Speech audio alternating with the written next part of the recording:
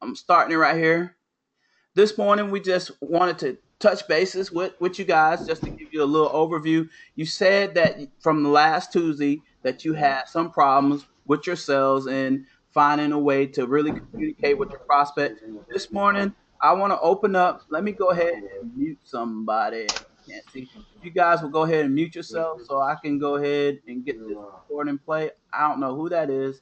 I can't find them, but let's see. That's Sam Dozy. That Sam? Okay, gotcha. All right. So I got you guys muted for right now. And Ramon, let me know if you can hear this. Please subscribe to our YouTube channel. It really, Yes. really makes a difference. So thank you very much Is that for okay? subscribing. It's much appreciated. Yes. Okay. Today's video is on a very important topic. It's called needs development questions.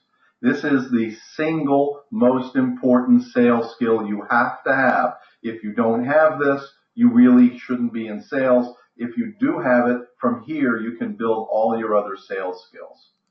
Now, this guy's going to talk about some things that might not relate to you and what you're doing network marketing, but it gives you the basic skills, the skills to pay the bills. I always say the skills that you need in when you prospect and talking to your customer, even in network marketing. He's going to say some things. He might even offer a few things. Disregard some of those things. We're not advertising this guy's business or anything like that. But I was intrigued last night about what he was saying about the sales process. And this is a very, very important part of the process. Needs development questions, which is also referred to as a discovery process, help you dig into what the customer actually needs.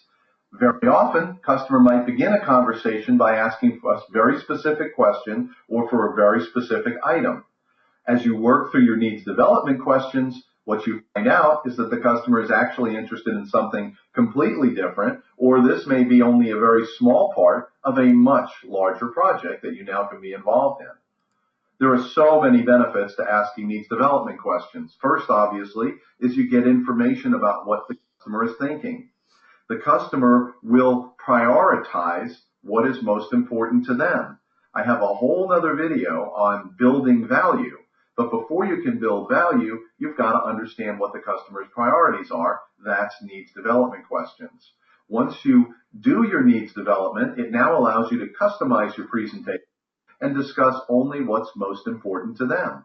Needs development questions allow you to qualify the opportunity, find out who you're competing against. It allows you to gain credibility as an expert. And again, the psychological process, the more questions you ask, the more you listen to your customer, the better your relationship is going to be, and the trust level will increase because you're actually showing another human being the respect of listening and asking their opinions. So no matter what you are selling, you need to develop a list of needs development questions. And these questions should flow naturally early in the call or the sales process. You can ask questions about fact finding, just gathering basic information, qualifying the opportunity. How real is this? What's the schedule? What's the time frame? Is this something you're going to do this week or maybe, in 3.5 years?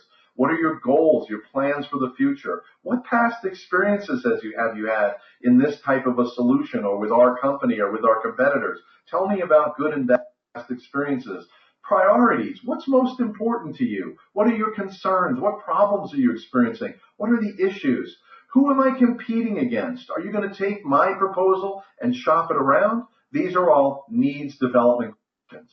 By asking good questions, you begin to understand what the customer actually needs. Because your customer really doesn't care about the features of your product, but they want to find out the features that are most important to them, the benefits of your product or service that meet their needs, their specific situation, their specific priorities. The more information you gather, the more you can focus your solution on the customer's exact needs and priorities. Taking the time to listen to your customer, to learn as much as you can about their situation, that is the single biggest difference between an average salesperson and a professional salesperson. Professionals listen. Average people present. These guys listen and then present.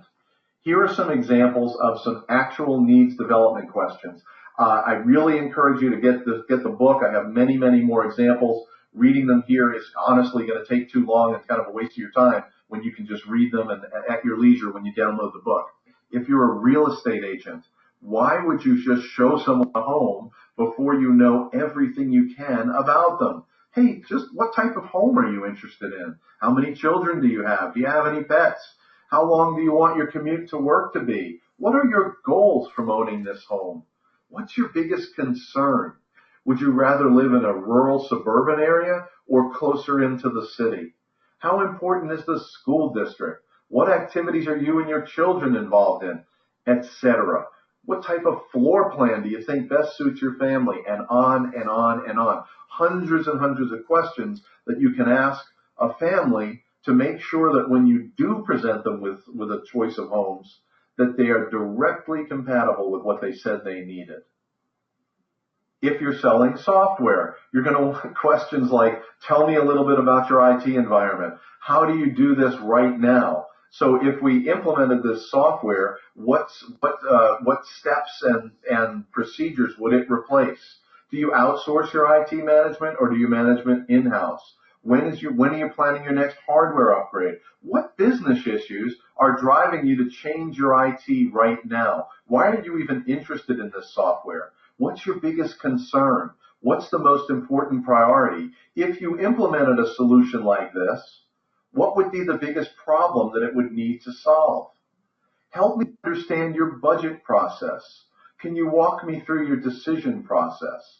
Are you going to be shopping this with other solutions, or have you pretty much decided on our solution? What are going to be, if you are comparing, what are going to be some of the most important factors that you're going to be comparing and basing your decision on? Who else is involved in this decision? What's important to your boss? What's important to the board of directors? What are their priorities? What are they trying to accomplish?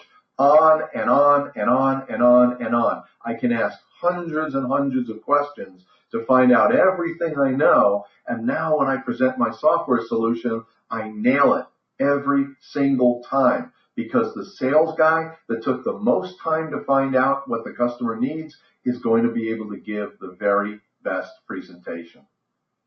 Let's say you're selling tires. Instead of just showing them what you have on sale or the most expensive or the best, just ask, how many miles do you drive in a year? How much of your driving is local versus long distance? What kind of tires do you have on your car now? Do you have any brand names with any preferences when you watch all those commercials for tires? What brand names do you think are the most important? How important is safety versus cost when you choose tires? Would you consider spending a little more for safer tires, or do you just want the cheapest ones I have? Do you get your tires balanced every time you have your oil changed, or you just do that basically every time you buy new tires? It's very important that you have your own set of needs development questions and that you constantly look at this question list and revise them with better and better questions. Because every question you ask not only allows the customer to speak, but it brings up more questions, and the more you know, the better you can nail your presentation. The fact is, once you get into the habit of going through this discovery process, you realize just how pointless it is, because you'll hear other salespeople who just jump into their presentation and you're just thinking to yourself, how can you sell anything if you haven't taken the time to find out what the customer needs? The ability to do a thorough needs development process is the single most important differentiator between the average sales guy and the top sales guy. Top salespeople ask questions, then more questions, then more questions, and they build that relationship, and then they present their solution to meet those needs.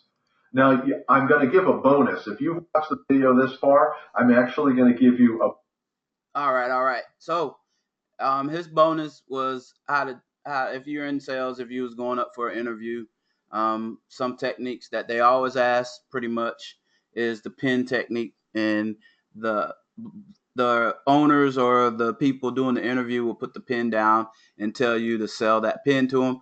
And he just gave you some ways to go and pretty much sell the pin. the same techniques that he used throughout the video would be the same thing that he would use as far as the pen is. First of all, before he tries to sell the pen, he needs to find out what it is that the person's interested in, wants to buy it, the price point, what kind of pen, expensive pens, what did they use the pen for, all kinds of things in the questions and the developments. So this is a little segue. I think Ray said he had some issues about sales, and let me see if Lisa is on here today. I'm not going to hold you guys too long, because Tuesday we're going to continue this process, getting deep into sales. Sales is very, very deep. I got up last night at about 3 o'clock in the morning, and I went to bed about 5 o'clock this morning, just going over some stuff, thinking about what would be something that we could talk about directly with sales. I mean, there's so many different points of sales to really, teach you guys, but it's a skill that you have to be willing to develop. It's not something that's going to happen overnight, but you have to develop. I think this point right where we're at with the questions, and we're going to go in more into the questions. There's two types of questions. There's open-end questions and there's closed-end questions. And those questions are the best way to find out more information about your prospect. Now, if you're doing email marketing, it's kind of hard for you to actually get this done. Now, you can get lucky and they see where email marketing opens up the door for you to be able to connect with that person. Eventually, you need to connect. And when you connect with that person, that's when you're going to start the process of prospecting and searching and finding out what it is that sparked the interest of that person, that might have been drawn to whatever you was posting, whatever stuff that, like Ramon teaches us, how to really get people to open and look at what we're actually putting out, the content. So, Ray, are you here? Mr. Maine? Trying to find the unmute button, buddy. Mr. Maine. So last week, if you can recall, you said something pretty much your problem with, the process. And if you could reiterate that a little bit, and maybe it'll hone in to some of the people that's on the call. And like I said, this is where we're going to be at for the next couple of Tuesdays and whatever other training that we have into it. But this is where we're going to be at.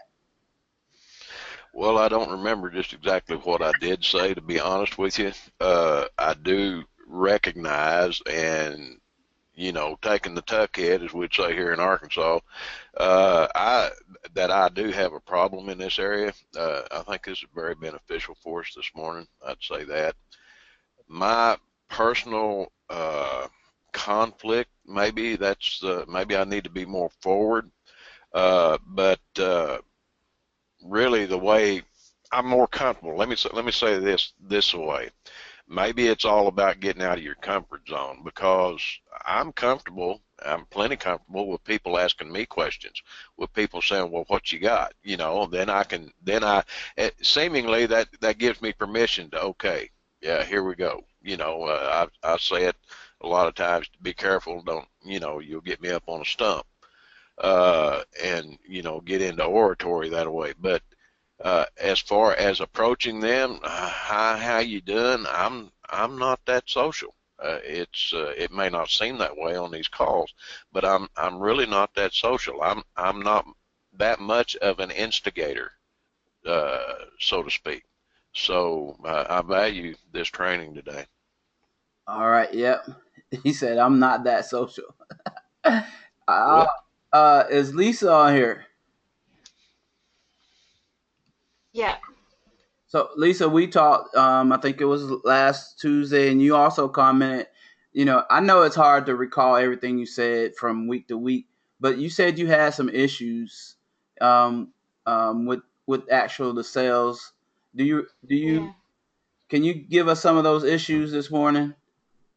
Well, mine's just like a bit like Ray, just chatting to people. I really struggle with that. I'm all right once I know you, but when a complete stranger, I just have like a block where I can't talk, if that makes any sense. Yeah. So I'm not. It makes perfect sense. Perfect sense. So today, Paula McKinley, I read over some information. Like I said, I'm a little bit different when I'm a presenter, but I try different techniques. I see a lot of people use different things. So, I want to get out of my comfort zone and use. So this lady, she said, powerful questions to ask your network marketing prospects. How to engage your network marketing prospects and get them wanting more. She said I first started my network marketing business. I was so scared to make those calls.